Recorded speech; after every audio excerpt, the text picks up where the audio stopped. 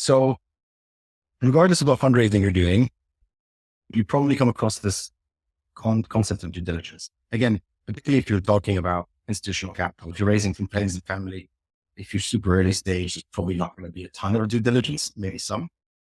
But what is due diligence? Due diligence basically is a bit of a fancy term for an investor doing their homework. That's basically what it is. Most professional investors are not investing their own money, right? They have own investors.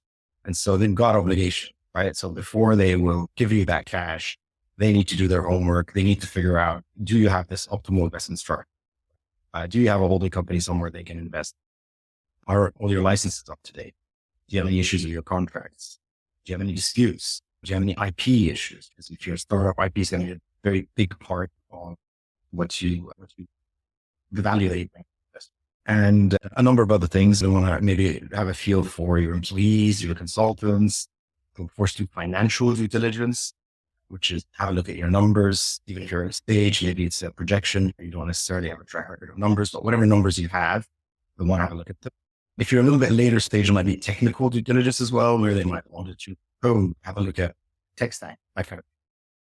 So that's due diligence. And again, even if it's early stage, you probably have a request for a data room and say, can you just give me this information, some documents? I want somebody to quickly look at it. So it's something it's good to be aware of, and it's good to be prepared with a data room where all your important documents are just there, even if you need to clean it up and reorder it before actually sharing it. And as I said, it really doesn't matter which fundraising path you go down. There's going to be a level of due diligence, even if you're not giving away shares, even if you're doing convertibles, there should be some level of due diligence as part of that. And I see from the answers on the stages that we've got people in the audience here who have experience with both convertibles and equity, and quite a few are done convertibles as well, including one who's using Flower. That was nice to see.